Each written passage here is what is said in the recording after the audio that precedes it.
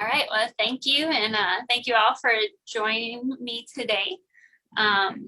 My responsibilities at Mississippi State cover vegetables, fruits, as well as pecans, and so I typically deal more so with vegetables than with some of the fruits, but blueberries are the largest fruit produced, the biggest production in Mississippi, and so there are a lot of different resources out there for blueberry diseases. And so with just 30 minutes, I'm going to kind of hit on some topics that I thought might be a good review.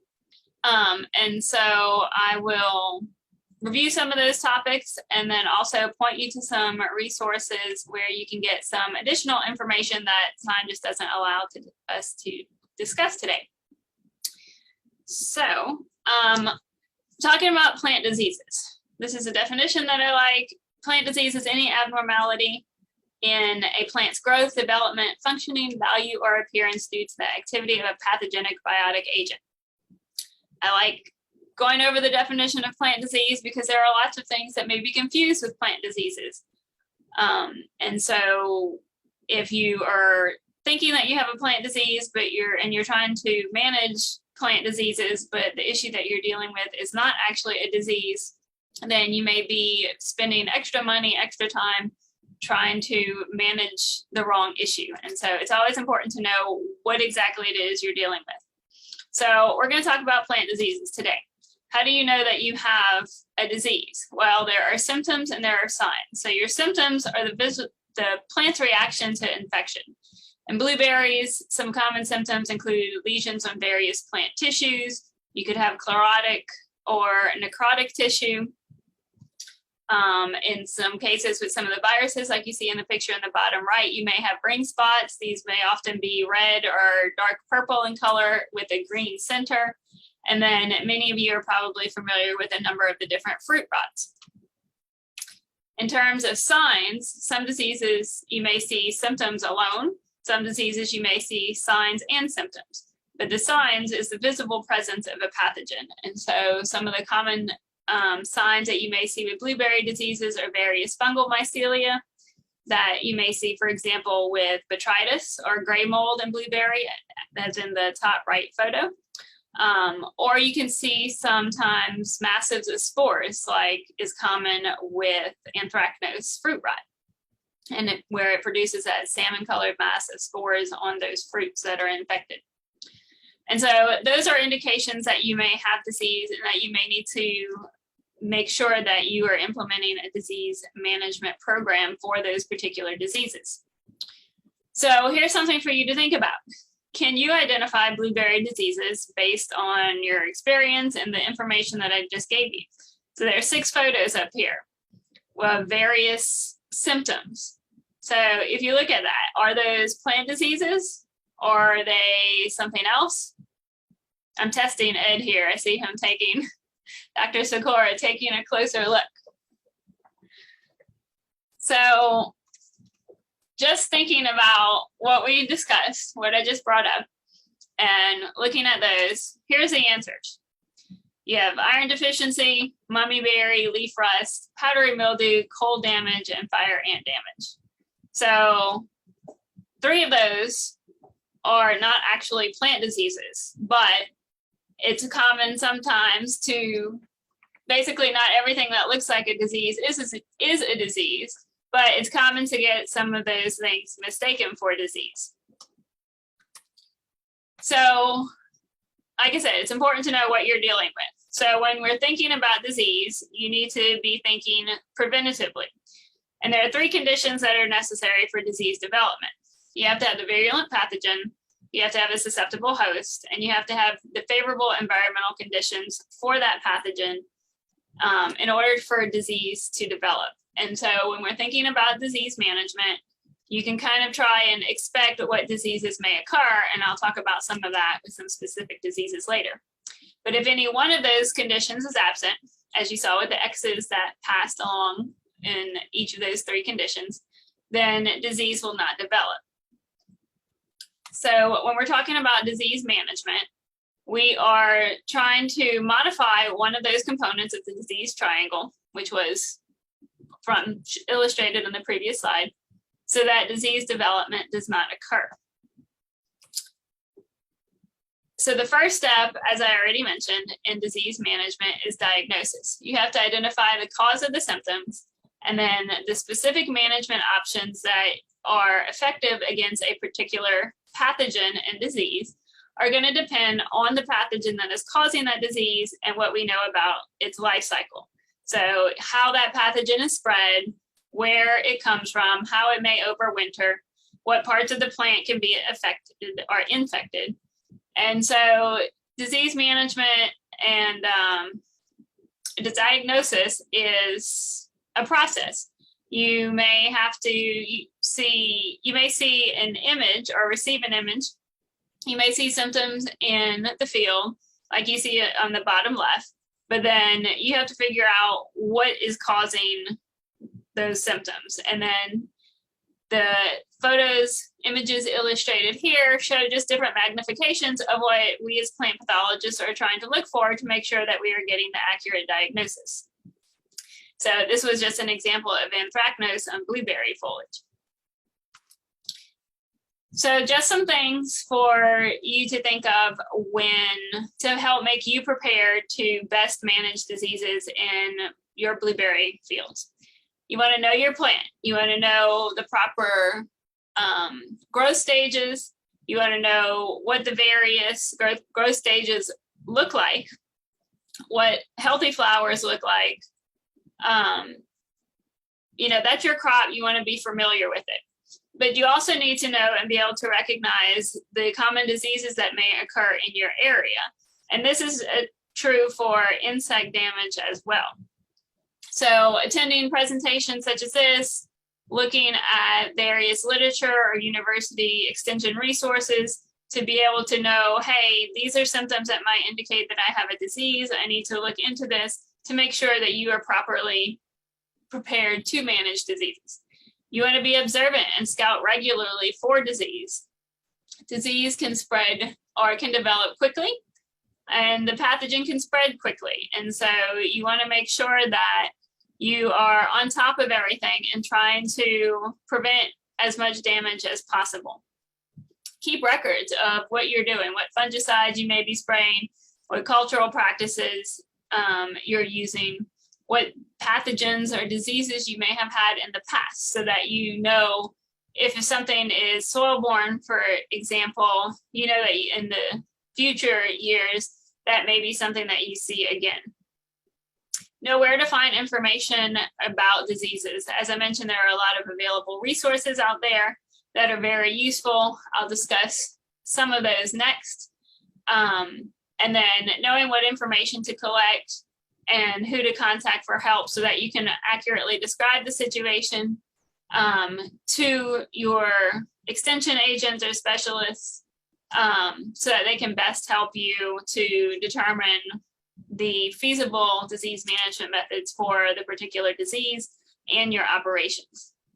So a few different resources that are out there, and I believe most of these have already been posted in the chat box. Again, I'm with Mississippi State University Extension. I believe it was towards the end of 2020. We just updated a publication we have that is available online on establishment and maintenance of blueberries, but I redid the disease section of this publication, and so there's a lot of photos as well as some information about description of the symptoms and everything in that publication. And so that includes some of the diseases that I'll be discussing today, as well as some additional ones. The Southern Region Small Fruit Consortium is also an important resource, www.smallfruits.org. The Small Fruit Consortium puts out a number of different IPM production guides, including one for conventional blueberry production, as well as one for organic blueberry pest management. And so this is a really useful guide. This is what I use whenever I'm looking to find the best fungicide products for management of the various diseases.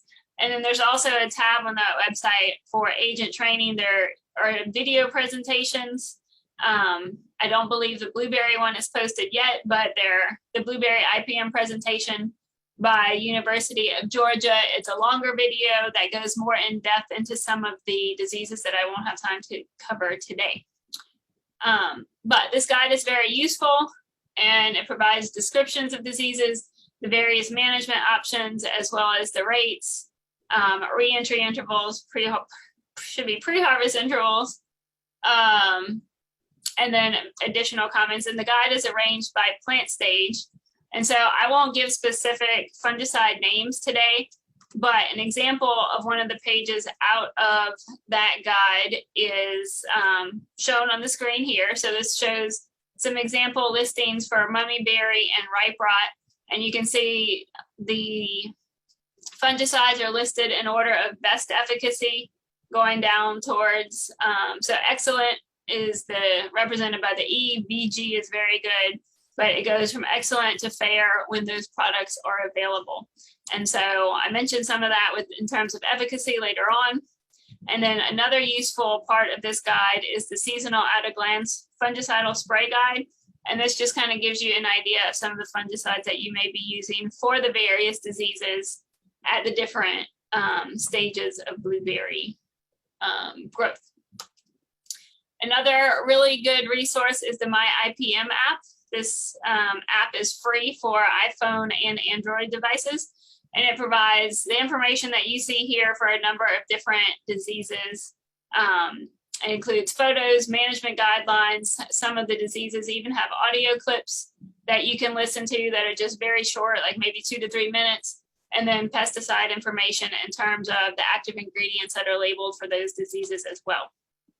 So several of the photos that I have in the presentation are from the MyIPM app. So again, today, talked a little bit about disease and disease development, some things that you can do to be prepared, some of the resources that you can consult for additional information, and then I'm going to talk about 5 different diseases and then give just some general disease management reminders. But the link in the chat box for the Blueberry IPM presentation, there is a longer presentation on disease management by Dr. Jonathan Oliver at University of Georgia. And he goes more in depth into various propagation and establishment issues, as well as root rot. Bacterial wilt is a bacterial disease that showed up in the last 10 years in Florida, and now Georgia is also seeing some of these issues. So that would be a really good disease to learn about and watch out for in Alabama. And then he discusses a couple of viruses more in depth. And then again, some of the fungal leaf spots and fruit rots. And he does an excellent job of discussing a seasonal spray schedule for fungicides and just kind of looking at the season as a whole and when certain diseases are most prevalent during that timeline, and points at which various fungicides should be applied for disease management. So I want to start out with Exobasidium. This is maybe one of the first diseases that you see in the beginning of the year. It is caused by a fungus, and it can cause significant yield losses due not only to fruit drop, but to the loss of marketability, because as you can see on the ripened blueberry fruits, you still have this greenish spot that it does not ripen and it stays discolored. And so the presence of those blueberries in a clamshell may make that entire clamshell unmarketable. And so symptoms of this disease are commonly observed from mid-March through June. So there is still time to see and determine if you may have this disease present in your plantings. The symptoms start out as green unripe spots on the ripened fruit. And you can see kind of the timeline from early symptom development through progressing through the advanced symptoms, where the brown lesion and the photos to the far right may be mistaken for a number of other diseases. So commonly, this is an easy disease to identify. If you see that 4th picture on the top row, that is commonly what I get questions about and photos sent to me asking what the problem is. So it can affect the leaves as well as the fruits. You can see the unripened fruit. You may start to see some of the lesion develop, but it is very prominent on the ripened fruit. And so, again, I wanted to talk about this one first because it is one of the first diseases that you may see, and there is still some time to see when this disease, if this disease is present in your fields. Managing the plant canopy to increase air circulation can help reduce the development of this disease. But the probably most useful thing in management of Exobasidium fruit and leaf spot is going to be a single application of the appropriate fungicide that is applied during dormancy, approximately 1 to 2 weeks prior to leaf and bud break. So you can, the result of that one application can be effective management throughout the rest of the season. Once you get past June, then you're not having new infections. There are some fungicides that can be applied during the season. Some fungicides also have, if they're applied for other diseases, may have some efficacy against this disease, but you have to kind of watch. Not every product is labeled specifically with Exobasidium, so that was one reason I didn't want to give any particular fungicides, not being in Alabama and knowing which specific fungicides are labeled. I do know that Lime Sulfur Ultra does have an Exobasidium label, and that is one of the ones that can be applied prior to the growing season during dormancy. I don't know if that product is registered in Alabama, but there is a list of products in the Blueberry IPM guide, and so that is can be useful there. But the key point here is that if this is a problem one year and you may have it next year, the pathogen overwinters on the plants, and so keep in mind that that single application prior to leaf and bud break is going to be most effective and will help you out the most. Mummyberry, again, is another important disease that many of you are probably familiar with. It is caused by a fungus. Symptoms in the spring may be observed as drooping leaves and shoots, followed by discoloration and death of the infected foliage. Those affected tissues eventually fall from the plant, but you can see tan or gray tufts on shooted blights, on blighted shoots, excuse me. And then when you, at ripening, the infected berries can turn cream to salmon pink, as you see in this image. And so these berries begin to mummify of sorts and dry up, so they're called mummies. So there will be, infected berries will be soft at first, but then when they shrivel and harden, they may eventually drop to the ground. And then you may see the planting floor may look very similar to what you see in the image. So again, this fungus overwinters in the mummified fruit on the ground, and it can survive for several years in the soil. The fungal spores can be disseminated by wind, rain, or insects. And it's particularly important that if you have frost injury due to late frost, that, again, we talked about a favorable environment. That is a time that you need to be thinking that if you have that late frost or frost injury that occurs, that those tissues may be more susceptible to infection by mummyberry, and you would want to take action to try and protect your plants from becoming infected at that time. So in terms of management, practicing sanitation through cultivation and removal of those mummies on the orchard floor can help to remove some of that inoculum.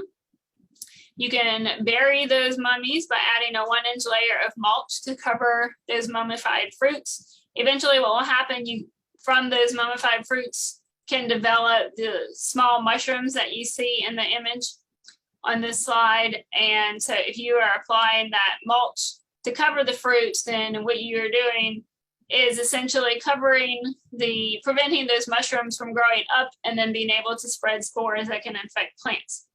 So pruning frost injured canes can also be useful.